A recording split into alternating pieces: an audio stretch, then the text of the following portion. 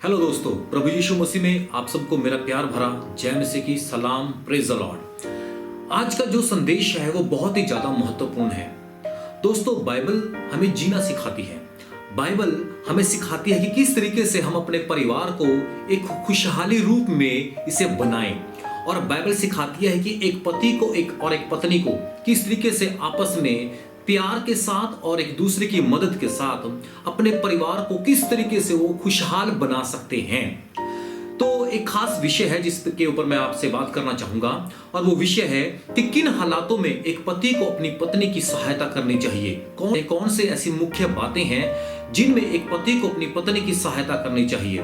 Bible प्यार करना सिखाती है, बाइबल एक दूसरे की मदद करना सिखाती है, बाइबल हमारे नेचर को बदलती है, बाइबल हमारे व्यवहार को बदलती है, बाइबल हमारे घर के हालातों को बदलती है, बाइबल लड़ाई झगड़े को प्यार में बदलने की सामर्थ्य रखती है। मगर कब? जब आप बाइबल में लिखी हुई बातों को अपने जीवन में लागू करेंगे, उनको फॉलो करेंगे। सिर्फ सुनने या पढ़ने से नहीं ऐसा हो सकता। आप जब तक अपनी बाइबल को उसे पढ़ने के बाद अपने जीवन के व्यवहारिक रूप में लागू नहीं करेंगे, तब तक परमेश्वर का वचन काम नहीं करता है। तो आइए हम आगे बढ़ते हैं। बाइबल क्या कहती है एक पति और पत्नी के प्यार के बारे में। बाइबल में लिखा है, अगर हम पढ़ें गलातियों के पत्री उसका 3 अध्याय उसका 28 वचन में, अब ना कोई यहूदी रहा और ना यूनानी, ना कोई दास ना स्वतंत्र और ना कोई नारी, क्योंकि तुम सब मसीह यीशु में एक हो। सब यीशु मसीह में एक है का मतलब है समान अधिकार, यानी कि अब आप इक्वल हैं, कोई बड़ा नहीं कोई छोटा नहीं। हाँ, अगर हम अधिकारों के बारे में बात करें तो पति का पत्नी के ऊपर अधिकार है, लेकिन पति का फर्ज है अपनी पत्नी को प्यार करना, और पत्नी का फर्ज है अपने पति की अधीनता में रहना। लेकिन पत्नी का यह भी फर्ज है कि वो अपने पति को प्यार करे। अगर हम बाइबल में पढ़े मत्ती रचित सुसमाचार उसका 19 अध्याय उसका 6 वचन, तो यहाँ क्या लिखा है, अतः वे अब दो नहीं परंतु एक तन है, इसलिए जिसे परमेश्वर ने जोड़ा है उसे मनुष्य अलग ना करे। यानी कि अब आप दो नहीं, आप एक तन हैं। आप दिखने में दो शरीर हैं, लेकिन परमेश्वर की नजर में आप एक हैं, आप एक तन हैं। आपको परमेश्वर ने एक बनाया है। कैसे साबित करेंगे कि आप दोनों एक हैं? मैं बताता हूं आपको आप कैसे साबित करेंगे। जब तक आप अपने प्यार को एक दूसरे के जीवन में जाहिर नहीं करेंगे, तब तक आप एक दूसरे के सामने अपने आप को एक नहीं साबित कर सकते हैं। यदि हम बाइबल में पढ़े इफिसियों की पत्री उसका 5 अध्याय उसका 22 वचन में क्या लिखा है, मैं आपके लिए पढ़ना चाहूंगा। इफिसियों 5 उसका 22 में लिखा है, हे पत्नियों अपने अपने पति के ऐसे अधीन रहो जैसे प्रभु के। यानी कि परमेश्वर पत्नियों को भी आज्ञा देता है कि वे अपने पति के अधीन रहें जैसे प्रभु के हैं। अगर हम आगे चलें, इसी का 28 वचन इफिसियों 5 अध्याय उसका 28 जब हम पढ़ते हैं, इसी प्रकार उचित है कि पति अपनी अपनी पत्नी से अपनी देह के समान प्रेम रखे। याद रखिए, आपको अपनी ही पत्नी से प्यार करना है, दूसरों की पत्नी से नहीं प्यार नहीं करना है। अगर मैं आपको ये कह रहा हूं कि आपको अपनी पत्नी की सहायता करनी है, आपको पत्नी की केयर करनी है, तो याद रखिए आपको सिर्फ अपनी ही पत्नी की केयर करनी है, दूसरों की नहीं। दूसरों की पत्नी केयर करने के लिए उनके अपने पति हैं। लेकिन अभी जो मैं बात करने के लिए जा रहा हूं वो है खास पतियों के साथ, कि पति अपनी पत्नी की किस तरीके से सहायता कर सकते हैं और किन हालातों में, किन अवस्थाओं में वे अपनी पत्नी की सहायता करें। और ये बहुत ही ज्यादा जरूरी है। अगर आप अपने आप को एक विश्वासी कहते हैं, एक सेवक कहते हैं, एक पास्टर कहते हैं, और अपने आप को ये कह रहे हैं कि मैं बहुत सेवा करता हूं परमेश्वर की, लेकिन याद रखिए अगर आप इन हालातों में अपनी पत्नी के साथ नहीं खड़े होते हैं, तो मैं ये चाहता हूं, मैं इस बात को मान सकता हूं कि आप अपनी पत्नी से प्यार नहीं करते हैं। और अगर आप अपनी पत्नी से प्यार नहीं कर सकते हैं, तो आप प्रभु से भी नहीं कर सकते हैं। क्योंकि बाइबल में लिखा है कि तो अपनी पत्नी को अपने समान प्यार कर। यानी कि जो शरीर है, वो जो आपका शरीर है वो आपकी पत्नी का है, और जो आपकी पत्नी का शरीर है वो अब आपका शरीर है। यानी कि अभी मैं आप दोनों के लिए एक आयत पढ़ने के लिए जा रहा हूं। इफिसियों की पत्री उसका 5 अध्याय उसका 33 वचन में क्या लिखा है, पर तुम में से हर एक अपनी पत्नी से अपने समान प्रेम रखे और पत्नी भी अपने पति का भय माने। यानी कि पत्नी का फर्ज है अपने पति का भय मानना, अधीनता में रहना, और पति का फर्ज है अपनी पत्नी को प्यार करना। और वचन में लिखा है, तुम अपनी पत्नी को ऐसे प्यार करो जैसे तुम अपने आप को करते हो। परमेश्वर क्या कहता है, अपने आप से प्यार करते हो ऐसे तुम अपनी पत्नी से प्यार करो। जिस तरीके से हम अपने शरीर को एक अच्छा रखना पसंद करते हैं, इसे स्वस्थ रखना पसंद करते हैं, अगर हमारे हाथ में या पाँव में या कहीं भी चोट लग जाती है या दर्द होता है तो हम गोली खाते हैं, हम डॉक्टर के पास जाते हैं, दैट मीन्स हम केयर करते हैं हम अपनी। तो बाइबल में लिखा कि वैसे ही तुम अपनी पत्नी की केयर करो, तुम अपनी पत्नी की चिंता करो, उनको संभालो। तो आइए मैं खास बात करना चाहूंगा उन 3 खास विषयों पर, खास परिस्थितियों के बारे में जिनमें कि एक पति को अपनी पत्नी की सहायता करना बहुत ही ज्यादा जरूरी है।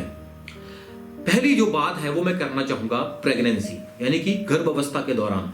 गर्भावस्था एक ऐसी अवस्था है जिसमें कि एक पत्नी को अपने पति की बहुत ही ज्यादा सहानुभूति की जरूरत है, सहायता की जरूरत है, बहुत ही ज्यादा मदद की जरूरत है। और मैं ये सोचता हूं कि अगर एक पति अपनी पत्नी की सहायता इस अवस्था में कर देता है तो आधी जो उसका जो दर्द है, पीड़ा है, वो समाप्त हो जाती है। उसके अंदर एक ताकत आ जाती है, उसके अंदर एक जान आ जाती है जब पति अपनी पत्नी के साथ कंधे से कंधा मिलाकर खड़ा हो जाता है। वैसे तो आप अपने परिवार की केयर कर ही रहे हैं, आप जॉब कर रहे हैं, आप बिजनेस कर रहे हैं, एनीवे आप जो भी कर रहे हैं, लेकिन उसके बावजूद भी आपको इस परिस्थिति में, यानी कि गर्भावस्था की स्थिति में एक pति को अपनी पत्नी की बहुत ही ज्यादा केयर करने की जरूरत होती है। अगर आप गर्भावस्था के दौरान आप अपनी पत्नी के साथ लड़ाई करते हैं, झगड़ा करते हैं या फिर उसे गुस्सा करते हैं और बिना वजह ही आप बात का पतंगड़ बनाते हैं, हम कह सकते हैं, तो याद रखिए इस अवस्था में सबसे ज्यादा तो गहरा असर पड़ता है वो है बच्चे की ग्रोथ पर पड़ता है।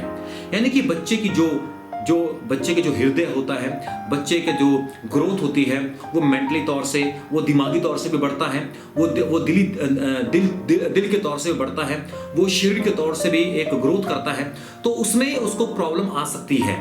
यानी कि अगर एक माँ का दिल, माँ का माइंड फ्रेश रहेगा और एक स्वस्थ रहेगा, उसका माइंड स्वस्थ रहेगा, तो लाजमी सी बात है कि आपका बच्चा भी स्वस्थ पैदा होगा, हेल्थी पैदा होगा और खूबसूरत, यानी कि बहुत ही ज्यादा एक हम कह सकते हैं कि हेल्थी बेबी आपका हो सकता है।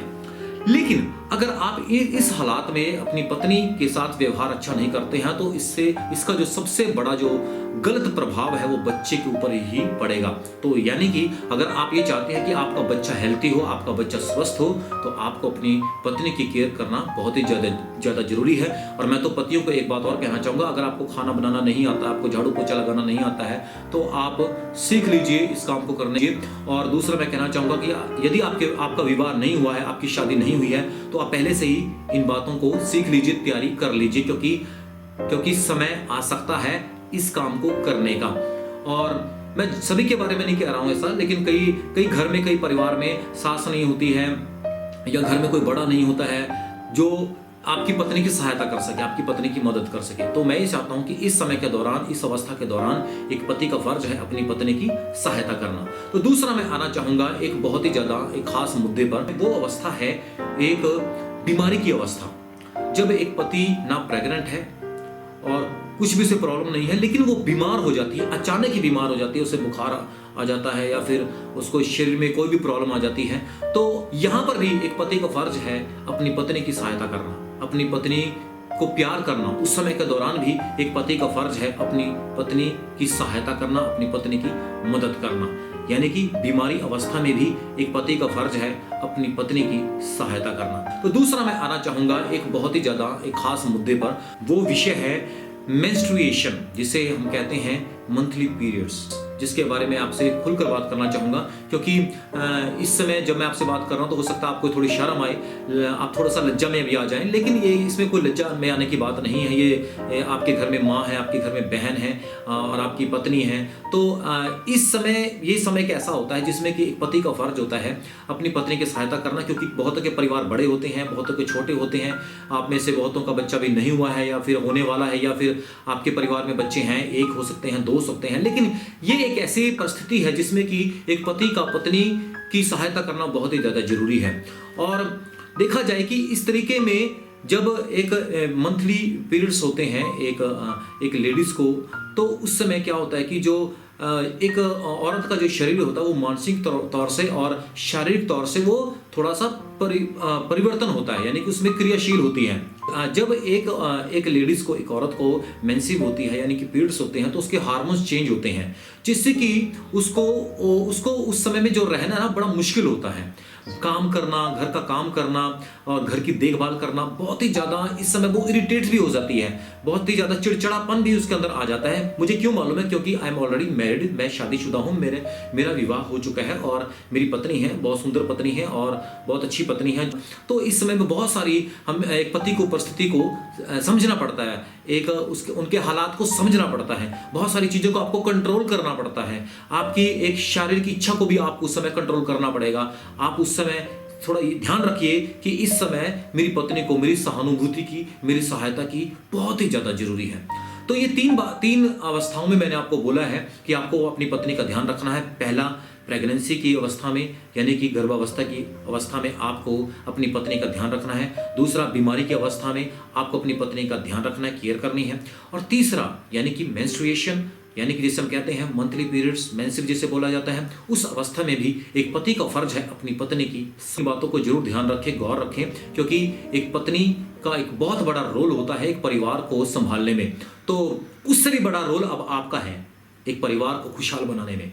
तो मेरा ये विश्वास है कि आपसे जो मैंने बातचीत की है खास पतियों से, तो मैं ये चाहता हूँ कि आप इन बातों को अपनी लाइफ में, अपने परिवार में जरूर इसे फॉलो करें। आप फॉलो करके देखिए, तब आपका और आपकी पत्नी का प्यार प्रभु में और करीब आएगा और आप एक दूसरे को और जानेंगे। और मैं विश्वास करता हूँ जब इन तीन बातों को यानी कि एक पति इन तीन बातों को अपनी जिंदगी में, अपने घर में, अपने परिवार में, अपनी पत्नी के साथ इन तीन अवस्थाओं में हेल्प करेगा, तो देखना आपकी पत्नी का जो प्यार है ना आपके लिए और बढ़ जाएगा और ज्यादा आपकी पत्नी आपसे प्यार करेगी।